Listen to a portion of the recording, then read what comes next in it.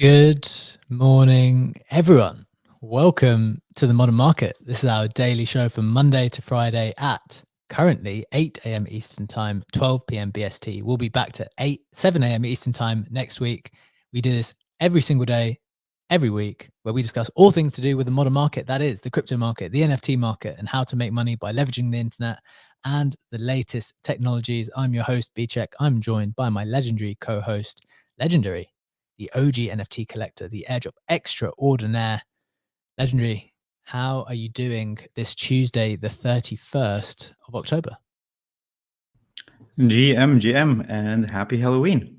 Doing quite well. Had a lovely morning. It is not only Halloween, it's also my dad's 70th birthday. So I did spend the morning with my parents, had a lovely breakfast together, and just got back home in time to host the Modern Market with you. Very nice. I'd completely forgotten about Halloween. I'm not a big Halloween guy, Legendary. How do you feel about that? I can understand that. I mean, I was a bigger Halloween guy when I was still living in Texas, and everyone was like going batshit crazy to celebrate Halloween and make a big deal out of it. But here in Vienna right now, it's not the biggest of things. So my enthusiasm is definitely higher when I'm on the other side of the pond when it comes to Halloween. Yeah, I think it's one of those things. It depends what side of the pond you are. It's trying to creep over here for sure, but I'm not feeling it 100%.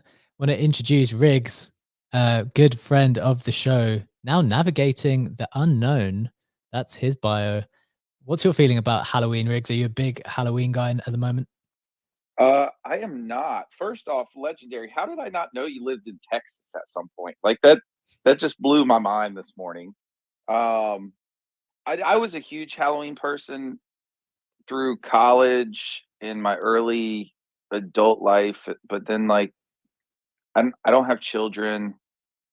I've been married for a long time, so if you go out on Halloween, it's like thirst traps everywhere now. Like I feel like every costume is just like sexy this, sexy that, and I'm like, I'm just gonna get yelled at if I go out, like because my eyes will look around, and I'm like, so I just stay away, man. I just stay away.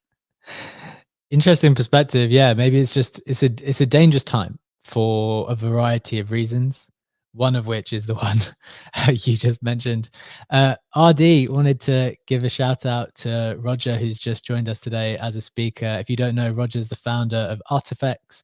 He is also producing some of the best art summaries every single day of what's going on in the digital art market. Great to have you with us, Roger.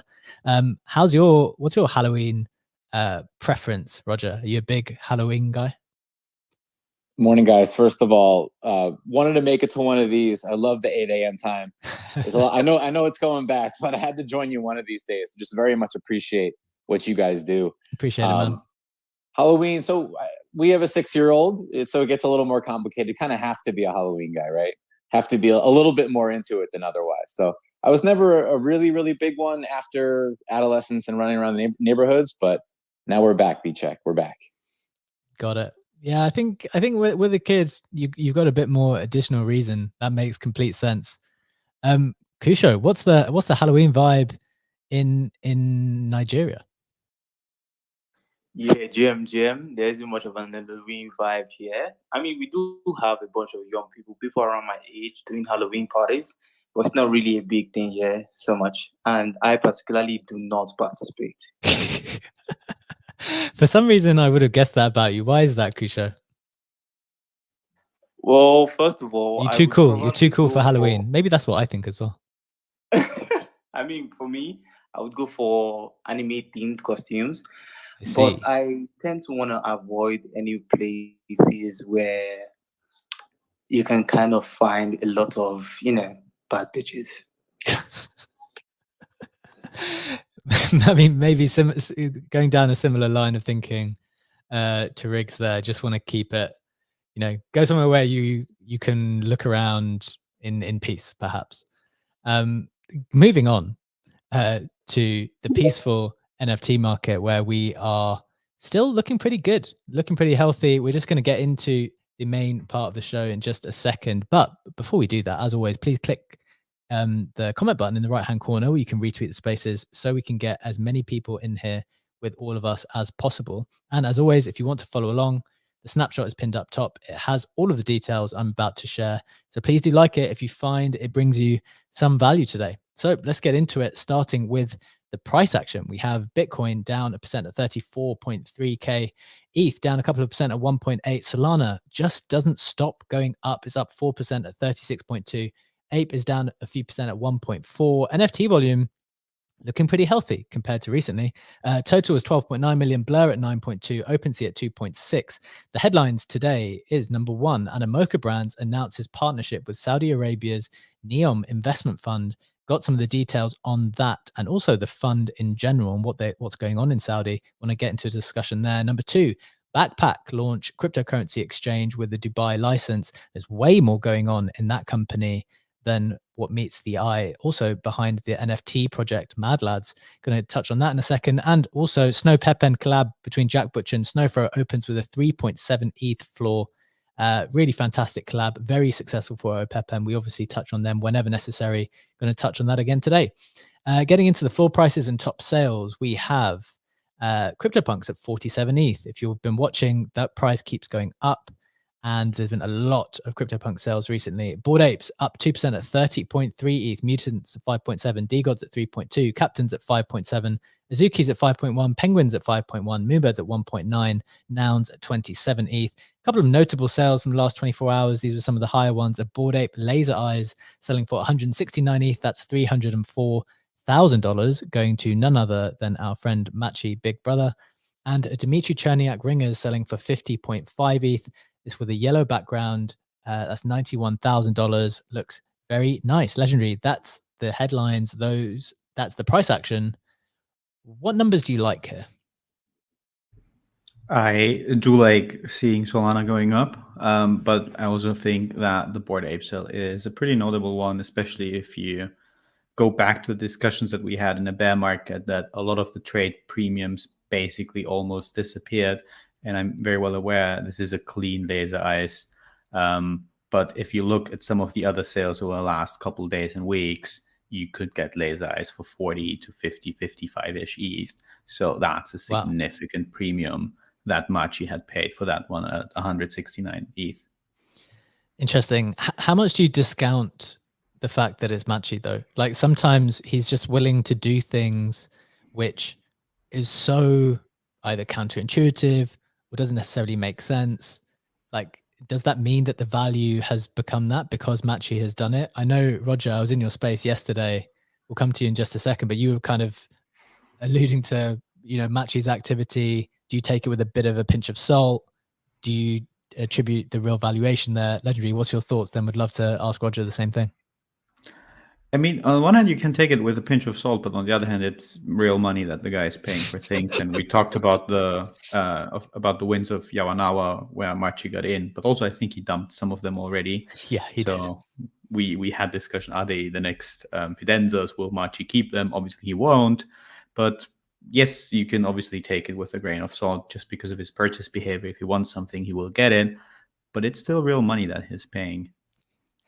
I mean, you say that sometimes it doesn't always the behavior doesn't necessarily always line up with that.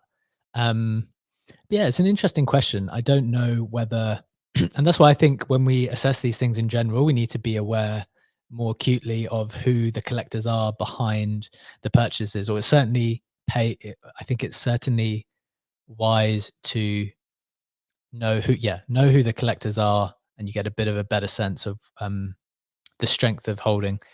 Roger, I know you were touching on Machi's buys in respect of the wins of Yawanawa collection yesterday. Obviously, there's this big Bored Ape sale.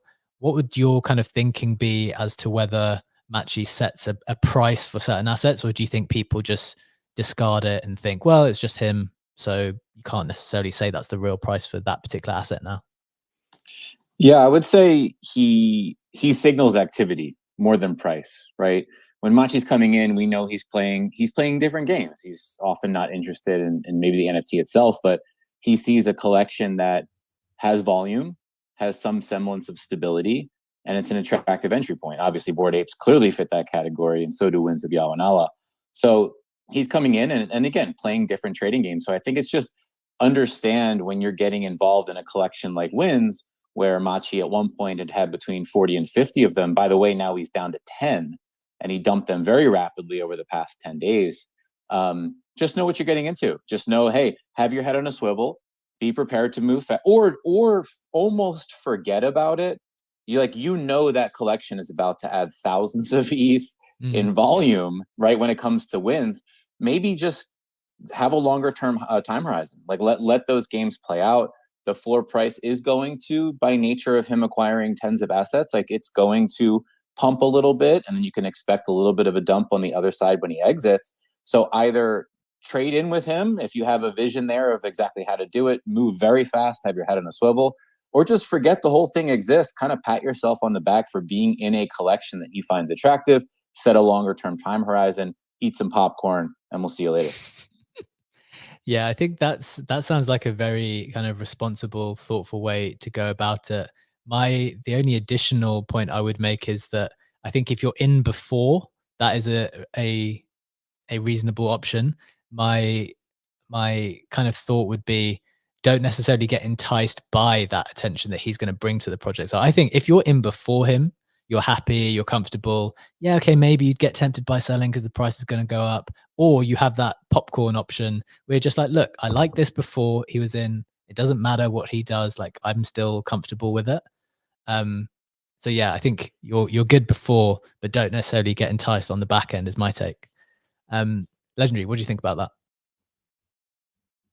Yeah, I think that's a very fair take. Kind of reminds me of those, I don't remember the name, those NFTs that were allegedly done by Vitalik. Oh yeah, that had that massive run.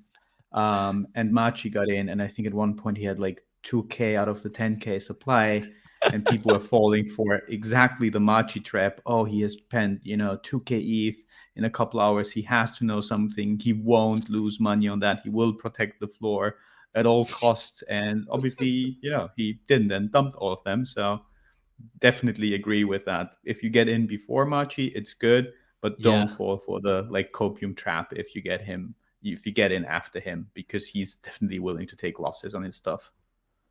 Absolutely. Definitely makes sense. Good perspective there on what's going on in terms of some of those Machi purchases. Let's get into the rest of the show, though. As always, we're going to get into the first headline, which is to do with Animoca Brands announcing their partnership with Saudi Arabia's Neom investment fund. We touched on Animoca yesterday because the Mochaverse NFTs were up about 75% in the last 7 days. That was very, very significant. We were kind of discussing why that might be the case. Was it to do with the Mocha ID? Was it to do with the XP, the realm points that have been announced? Is it to do with a potential token that could be coming? I think in general, we had the team up with us yesterday and they kind of explained that maybe they were just a bit undervalued. The points system or the loyalty aspect is very, very important, and maybe people are just starting to value that. I wonder whether this is even seen as a very positive news. This wasn't available to us yesterday. We obviously know about it now. Legendary, do you want to set it up a little bit and explain what's going on? Absolutely, yeah. I think you shared also the very important context from Yatsu saying that we will further expand the vision of growing the Animoca Brands ecosystem, and they announced exactly that partnership with the Neom investment fund, and to also include digital property rights in the metaverse, including a sandbox game, including Mochaverse, including the life beyond. And I think it is the connecting theme for me, building on the conversation that we had yesterday with Tyler from Animoca Brands, where he talked a lot about the meta layer, the layer that connects basically the whole portfolio, the whole 450 portfolio companies of Animoca Brands, plays a very important role also when it comes to the partnerships, where they are talking about a meta nation that is to be established, and where they say that Neon could be, the first meta nation that can fully harness the potential of Web3 and blockchain. And I think if we will have a look into what Neom as an investment fund does and the ambitious goal that it has, it is quite an enticing partnership to talk about and think about its potential.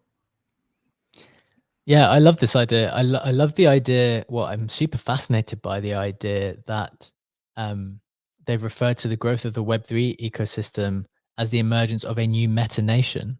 And so it's kind of thinking about like state building in the digital universe the same as state building in the real world. Because for the people who don't know what Neom is, let's think of a short way to describe it.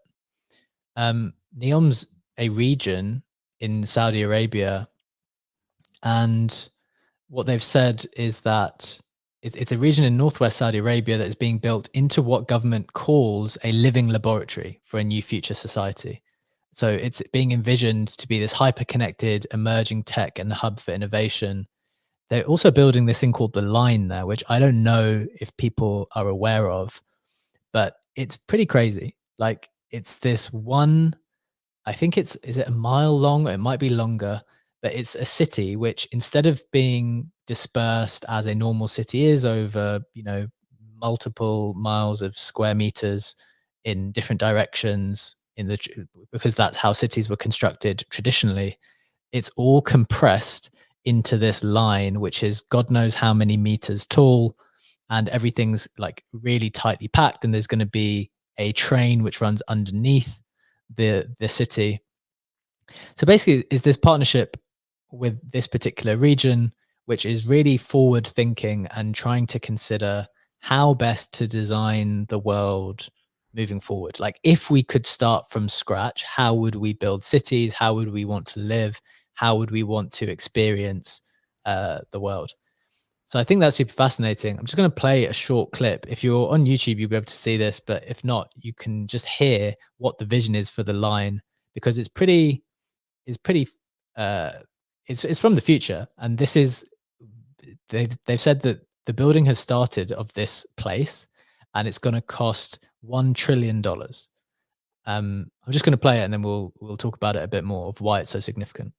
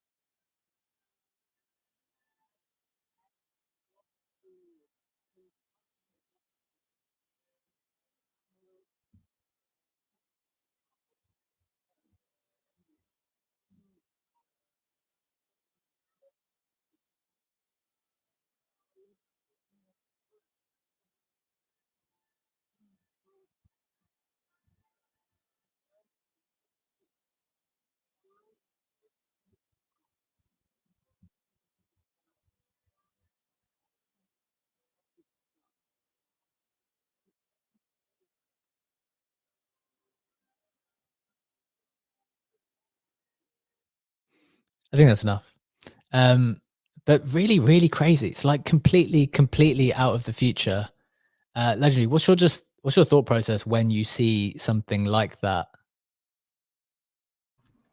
I mean, I think we talked about the Line like 1-2 months ago when it did make headlines, and obviously the numbers are extremely impressive. Like building a 170-kilometer long structure using 500 billion to do that, and knowing that the Line is only part of the bigger Neom project that not only includes that smart city, but also a water, a hydrogen company, the mountain resort that comes with it, etc. It is incredibly ambitious to do that, and the Line is only using up half of that budget because the rest is another 500 bill, adding up to a total of $1 trillion. I think the Neom fund initially was seeded by MBS, the Crown Prince of Saudi Arabia, with 80 bill when they US dollars it is when they started it. And it is it is very interesting because if you typically don't get to design cities from scratch, right? You have an existing historical core and you kind of build around that and try to, make things work. Looking at London, having the oldest tube system in the world, obviously the city did grow, and so the infrastructure had to grow as well. And it's quite cool if you can flip all of that on the head, because you start from scratch and you can like completely envision a different model of living, and having that super efficient 170-kilometer long structure. You can reach it end to end in 20 minutes, as we heard, and house a total of 9 million people, which is kind of the equivalent of London or New York City. And I love concepts. I love thought processes like that, like these, because if you look at all, the architects, engineers, all the people who are involved, I think there's a total of 380,000 jobs that will be created just by that project.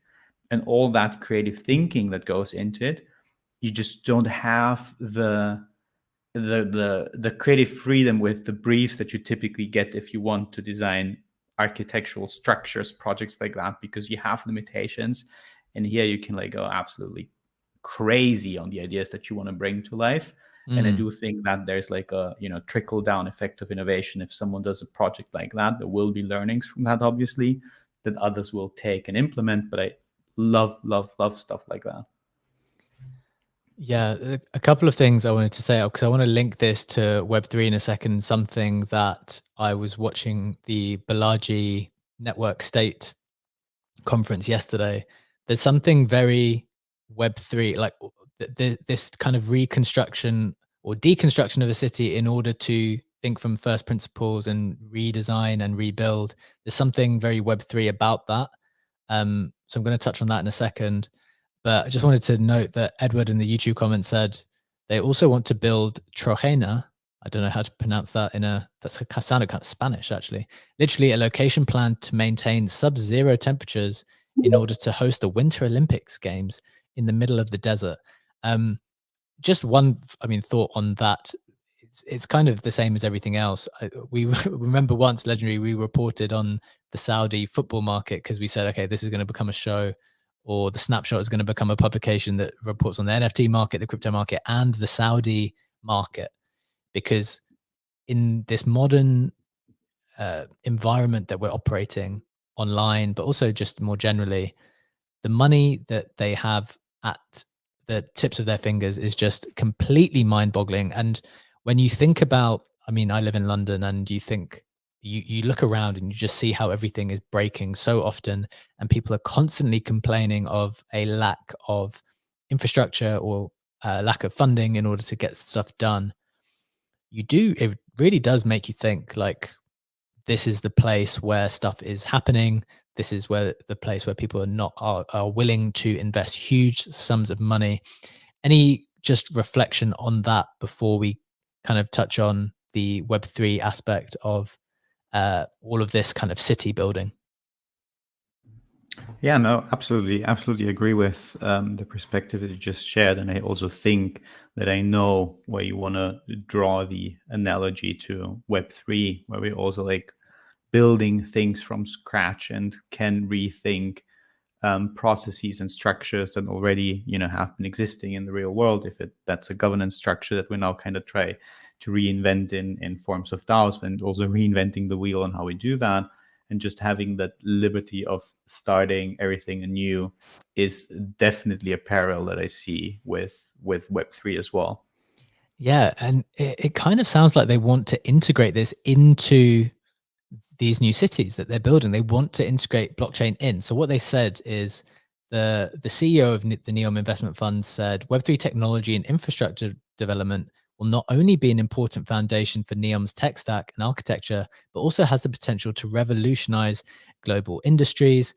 And Yatsu, the founder, said that now Neom could well become the first region to fully harness the power of the blockchain. So it just feels like they want to embed this into the very operating system of the city, which is actually both an exciting prospect. It's also kind of scary as well. Like when you see these things, I've had multiple people watch that video and think that there was like some type of dystopian dystopian universe potential, like high level of potential dystopia. Legendary, a thought on that, and then I see Sensei, your hands raised, want to come to you for your thoughts as well. Yeah, I don't know. Um, It's a very human thing when we see new tech, AI, the line to always think about, dystopia, think about how AI could take over the world. I don't know what it is with this tech skepticism and anxiety, but what I do know is that I definitely want to hear from Kei Sensei, seeing from their bio that they are an architect as well. Quite curious to hear your thoughts, Kei Sensei, on the line. Amazing. Yes, yeah, please. GM guys, first of all, love the show. Thank you for doing this.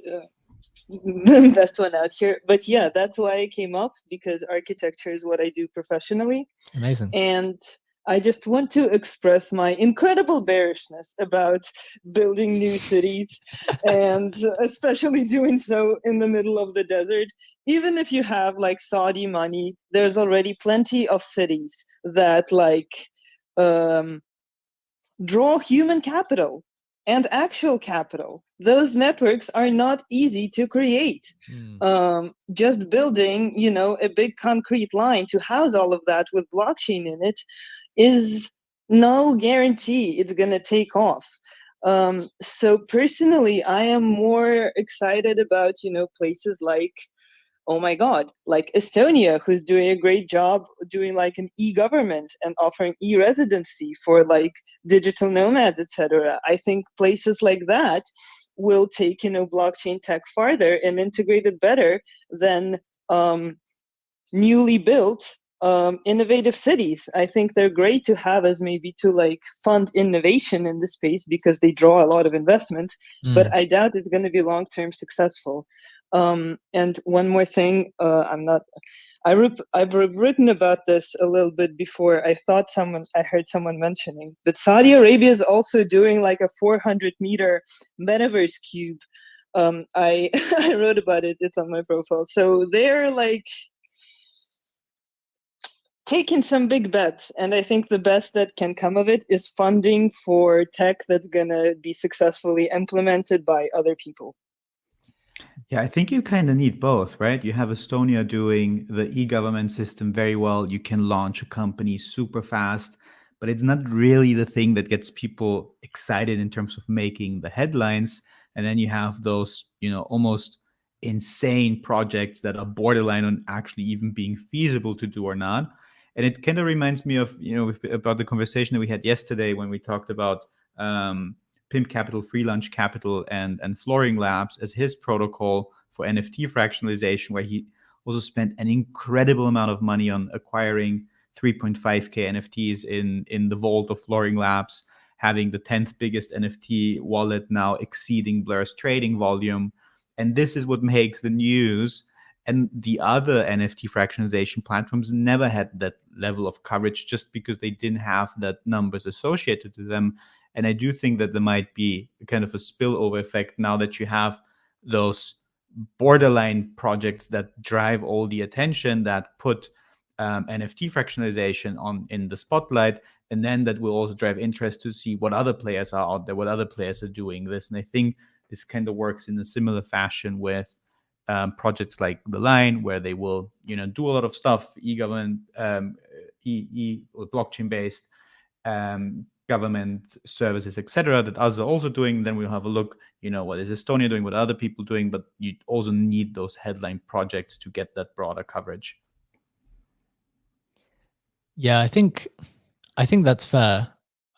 I'm kind of with you in the sense that I think that there does need to be a IRL solution. And what I wanted to link to from what I was watching on the Network State conference yesterday from Balaji's, there seemed to be a whole section of various people, not in such far-flung places as the desert. And maybe that was your main point, Case Sensei, that, maybe the desert is just a little bit too unfeasible.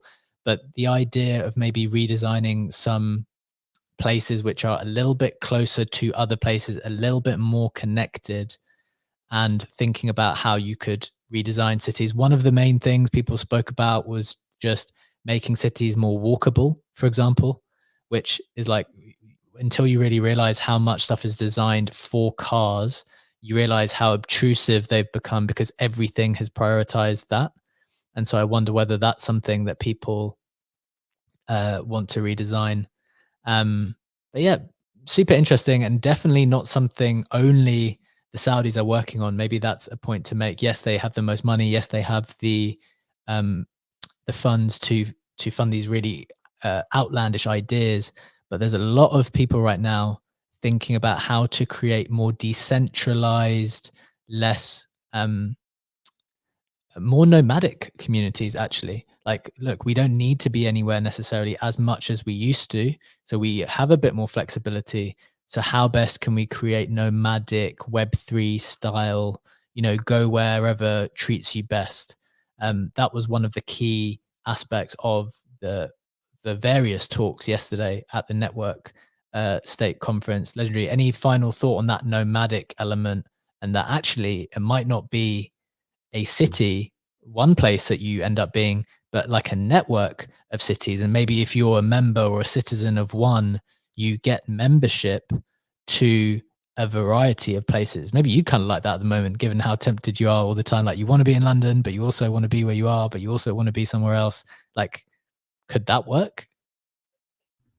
I think so. I mean, it's a lifestyle that does seem to get more and more popular. And, you said it with me, I go back and forth between London, splitting my time half and half, kind of.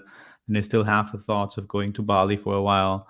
And the more digitalized the world becomes, the more feasible a lifestyle like that also will become. Could you imagine living in the line? No. As in, I would probably quite like to do it for a little bit, but I'm also I was speaking to a friend the other day, and they said they think I have PTSD from the amount of traveling I did as a child. So I moved around so much as a child that I kind of want to stay in one place now. Although I've done a lot of traveling as an adult as well, but it's just like, I don't know if I can be as nomadic as I was when I was younger. Okay, Sensei, you got your hand raised. What's your kind of concluding thought based on what your original opinion was and kind of where the discussion's gone? Yeah, I'll try to wrap it up. I think you guys are on point that it's not just Web3, but in general, sort of the workforce is becoming more nomadic.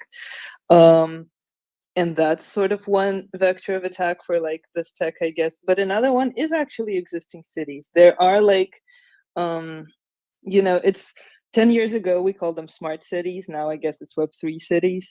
But integration of independent tech, like you could get your speeding tickets on the blockchain.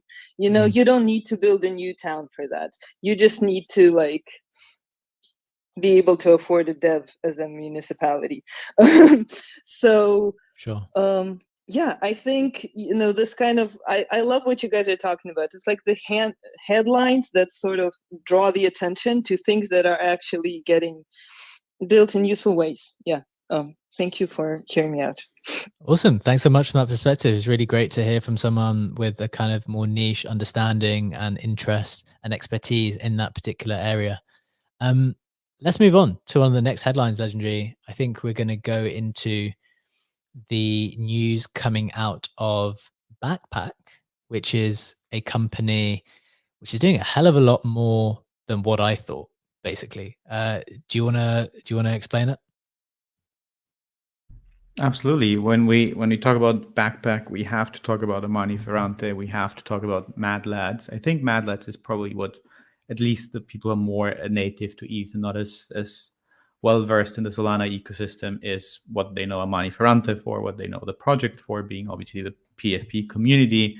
But the team is way more than that, right? They've built a lot of things on the technical side of things that other projects are using, building the Backpack wallet, building XNFTs as a protocol, and now taking it a step further with X standing for exchange, Backpack, the wallet's own exchange, which will be a dual license cryptocurrency exchange that they just announced. Yeah, it's unbelievably impressive what they're doing. Like, it's absolutely unbelievable. Like, I think for the people who, you know, when we talk about NFT communities and we talk about what, you know, what's the utility, what are people really building, what's going on behind the scenes, it sounds like they've done so much. They've created a wallet, they've created a protocol, they've built and sustained an NFT community, and now they're launching a crypto exchange in Dubai. Like, this seems to be, Legendary, you can correct me if I'm wrong, this seems to be a real business. They have a very clear plan, and they have a very beautiful progression. I had the pleasure to talk to a couple of spaces and also interview Armani. I think it was with the Michelin spaces that I did host with them, and it is definitely the exception in Web3. We have to say it like that, right? Typically, when I spoke yesterday on a call in the evening with Hunter and Martin, we talked about a couple gaming projects, and we're like, do they actually know what they do? And some of them we were like, nah, but they have 40 mil in the bank. Nah, but the parent company has 200 mil in the bank, and they might figure out what to do. And if they then figure out what the product, what the strategy ought to be, then they also have the money to execute that, right?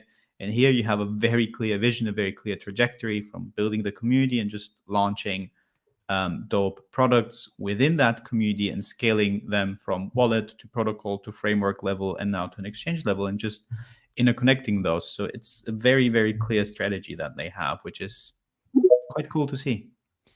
I mean, it's very, very impressive, because I was definitely not aware of the scale of what they were doing, as in across the board, because, as I said, for many NFT projects, you're wondering what it is exactly people are doing behind the scenes. It turns out they're actually doing a lot. An interesting part of this story is that, okay, so obviously the headline is they've managed to get this license for trading in the Dubai Virtual Assets Regulatory Authority.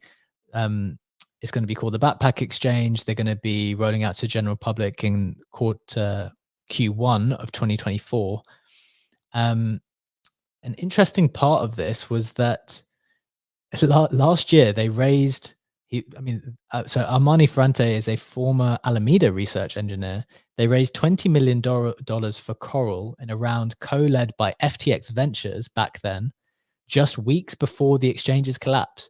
In the wake of FTX's demise, Ferrante was forced to scramble after Coral lost $14.5 million that was stuck on the exchange, including the 10 million that FTX Venture had invested in the startup. So it seems like they've really weathered all kinds of storms there, lost a bunch of money on FTX via FTX. But they said it's time to put an end to the days of opaque crypto exchanges representing everything our industry stands against. It should not be normal to use an exchange with a single point of failure, without proof of reserves, or without auditability. And I suspect, given that they were so heavily burned by the downfall of FTX, they should know better than anyone how important that is. You mentioned that you'd spoken to him, maybe interviewed him a little bit. What was your general perception when you spoke? It seems to me to be someone who must be very well, and bear in mind, I don't know him, but it seems to me he must be very well connected to have raised so successfully, and must be fairly impressive to be doing all of these things at the same time. To me, the impressive thing was seeing how Armani did strike that balance between focusing on the community building side of things, but also having that clear product vision and bringing those together. Because often you can either do one or the other. If you look at the D Labs team, you have Frank, who is the spokesperson, who is the community person. You have the team in the background who is building out the technical side of things in D Labs and have that product vision. But to me, it kind of made the impression that Armani was very comfortable uniting both those roles, at least when he spoke about that. I don't know about the ops in the background, but he seemed to have that very strategic vision on both those elements and how they interplay. Absolutely. I think it's very, very impressive. Definitely wanted to bring that to people's attention. We do get the question sometimes, like, why do you not cover stuff on Solana as much? And the answer to that is just, we're just not there as much. I think we are predominantly denominated in ETH. We do focus on some of the assets there, but whenever there is cool stuff going on Solana, we definitely want to shout it out and give it a mention. Talking of that, we're going to get into the Web3 roundup and the creator corner now, where we definitely have some more Solana related news. And then we're going to get into the final headline for the day. So let's do it. Starting with the Web3 roundup, as always, in the snapshot pinned up top. Number one, we have the longest NFT backed loan in history at 3 years was originated on Gondi yesterday. That is pretty crazy. It was for a squiggle. So you can lend against your assets for 3 years now. Pretty amazing. Number two, UK announces landmark crypto regulations. Number three, Unibot hacked. The current export size is estimated at around $560,000. If you did have any funds there, you've got to move it off ASAP. And number four, Nogs launches for Noun's ecosystem. This is an open currency earned by every action in the Nounverse. Interested to see how that goes. Moving into the creator corner, number one, Beeple announces community artwork showcase at Beeple Studios. And number two, Phantom announces you can turn photos and videos into NFTs on Solana instantly. I think that is really, really cool. And finally, Forgotten Runes announces the Forgotten Runeverse will launch on Arbitrum. We're seeing a number of people move over to Arbitrum for their gaming exploits. Pixel Vault with Battle Plan is obviously on Arbitrum as well, doing more than 500,000 transactions in just the kind of testing phase. So very cool to see that. Legendary, that is the Web3 roundup. That's the news from the creator corner. Should we get into the final headline? Definitely, let's do that. And I think we've been perfectly in sync today. So you know that I'm not going to set up this one. Absolutely. So if you could change the headline, please, and then I will explain what happened. So we touched on the Snowfro and Jack Butcher collaboration yesterday. We spoke about it as a very significant work, mainly because of what Snowfro said, which kind of got us thinking from a different perspective. He kind of spoke about the Opepen collection broadly as almost like its own institution now. When you think about how previously works needed to be approved by, I don't know, some head curator in order to get into a museum, in order to get into a gallery. Now you have this live dynamic selection process where all of the community can rubber stamp and approve a piece of work before it gets into the collection. And Jack Butcher, of course, is still there selecting with the kind of artistic eye, making sure that the general thing is going in the right direction, but you get that live feedback, which is truly revolutionary in terms of this selection process.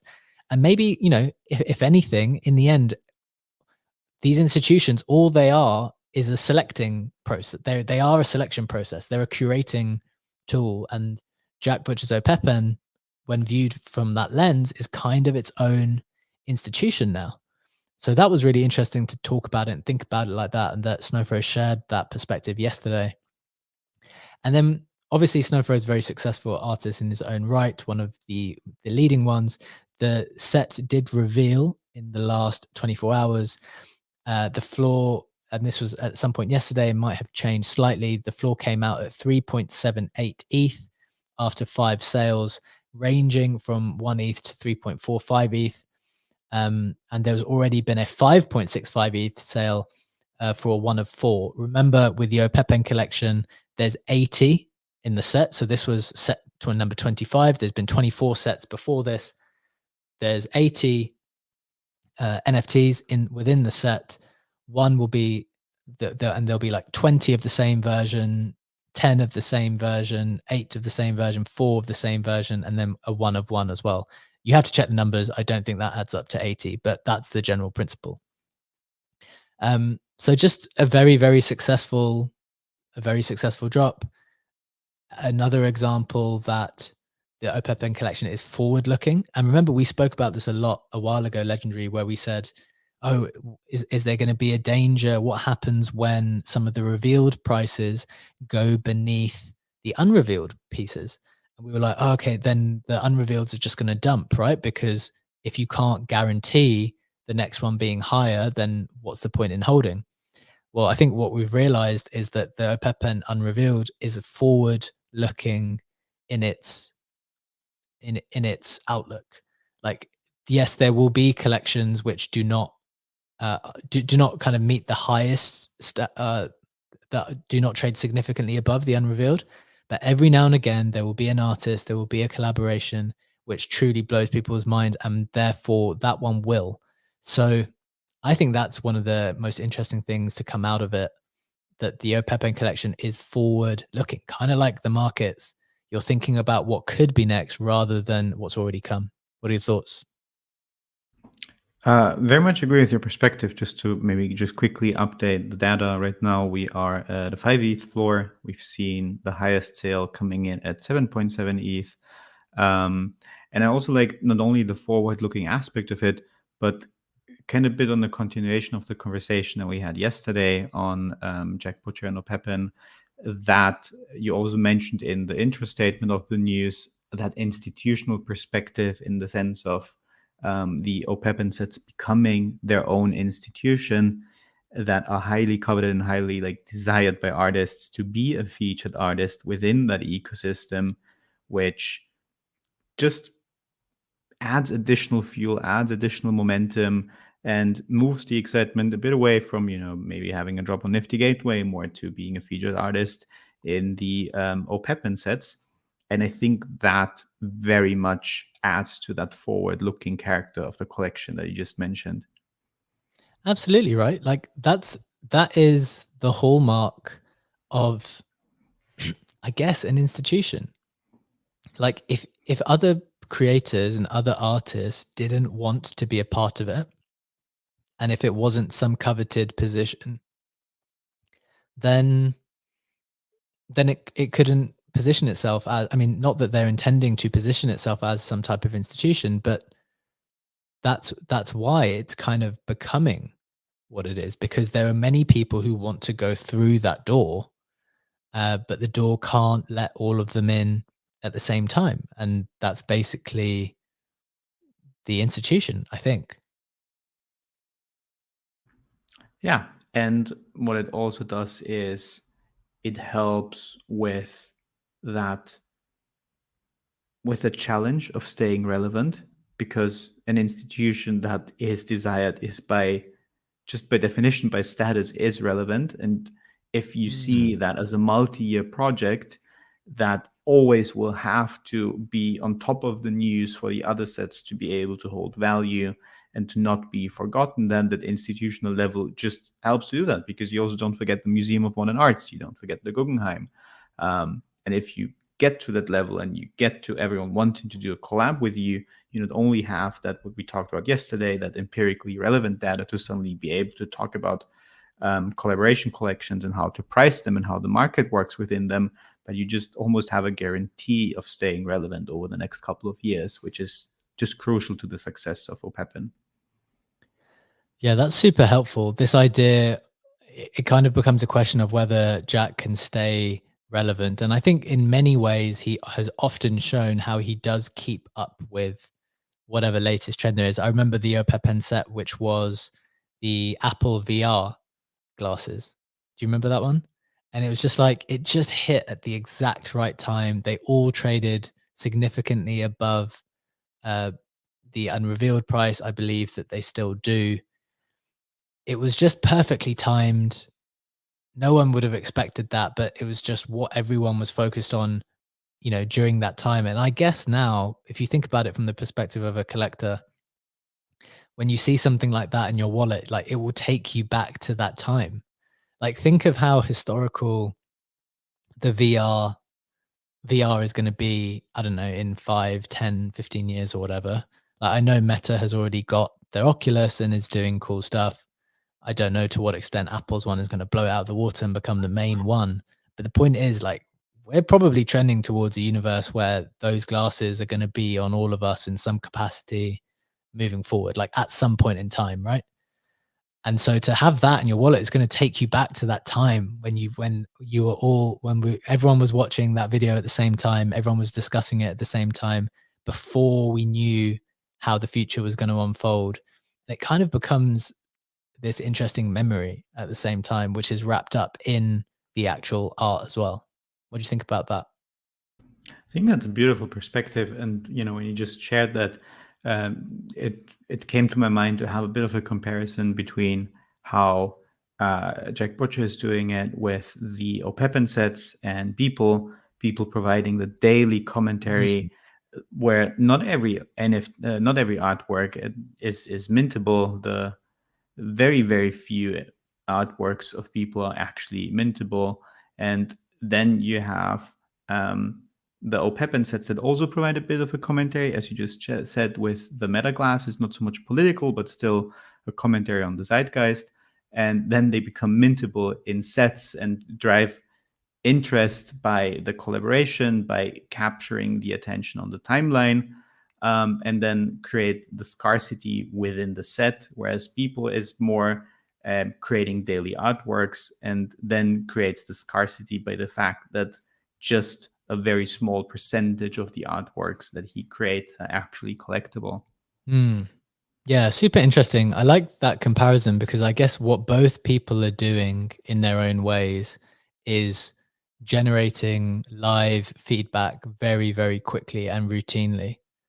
And I wonder whether one is better than the other. I know that, the voting mechanic is kind of revolutionary, I think, for O'Peppen, and the fact that all these people can opt in and tell people straight away, yes, I want this to go on chain. But on some level, what people is doing is exactly the same. It's just like, look, I'm going to produce all of these every single day, and then I will literally just watch to see how you guys react to different types of things. I would love to know to what extent he tracks the data. Like, this is the type of thing that gets more attention. This is the kind of thing that gets less, and whether that informs which ones he picks and how he creates the everyday pieces. Because I was listening to a talk about, from this millionaire writer the other day, and how it's never been easier to write online, never been easier to create online. And the way that you do it is, you keep putting the work out, you keep evaluating what works best, and you then take that information, and then when you produce your next pieces, you hone in on the stuff that is most viral and most electric. So I think in some ways people is doing the exact same thing. I don't know if there's an optimal way. Like, do you think the Beeple way is ultimately a bit more freeing for the artist, whereas Jack Butcher going on chain, giving that power to the community, is that the way forward, do you think? I think it's hard to say which one is better or not, but I think efficiency wise, because you mentioned, you wonder if people is tracking the data, is looking at the replies, at the engagement that he gets on his posts, figuring out what the next move in terms of collectible artwork should be. And you could very well argue that Jack Butcher doesn't need to do any of that, because he will just present it to the community, ask them, do you want it? You want it to the extent that it's 10 times oversubscribed. If the answer is yes, you can have it. If not, we will just, iterate and go for the next try and see if you like that one more. So by pushing that into the community's hands, even that might be more liberating, because you then don't have to ask yourself, should I do this? Should I maybe do something else? Because you just have the community vote that is formulated in such a way that you only will publish something as an NFT if there's massive demand for it. And it's a more efficient process. There's elegance to that.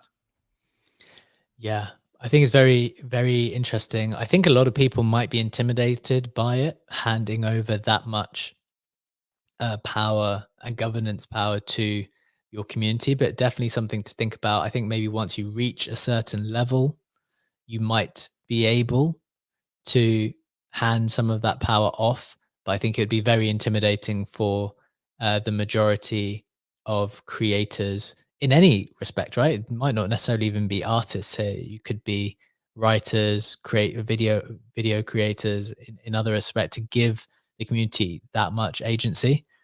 And also, it might even stifle your own creative process on some level. Like, if you want to be creative and always creating, but then the people don't like what you do, once you open that door, it would be hard to take it away. Final thought, Legendary. It's been a really interesting discussion there. Put a bow on it for us. It was kind of seeing if there's something we can learn for the modern market and for the way how we curate the news, curate the discussions, if there's a learning for us in there. And I definitely think there is one, but I just haven't figured it out yet. Do you know what? I was thinking the exact same thing. It was like, in what way can you empower the people who do like you most to, I don't know, just be proud of, to want to elevate you, to empower them to be more productive and successful in their own thing, which therefore shines a light back on you in a really good way. I don't know, but I guess it's the same thing, the same reservation, which is just want to be careful, don't want to try to promise too much, don't want to open up some can of something and then not be fully aware of all of the implications of doing that. Yeah, it's definitely something that needs a lot of thinking to be done right, and to not just overhype a form of substantial influence or shape that our audience could take on the show that we ultimately can't then deliver for whatever reasons it would make that unfeasible. Absolutely. Makes sense. Just so we know, the audience knows now, we're thinking about things. We're thinking, we're working. It's not just turn up on the show, do the show, go home, and not thinking about more things. We're always thinking, always cooking. But guys, that has been another fantastic show. Thank you, Legendary, for co-hosting as always. Thank you to everyone who's joined us, and thank you to our speakers too for always providing great contributions. It's been a wonderful show. Take care. We'll be back at the same time tomorrow. Have a wonderful day. Bye-bye.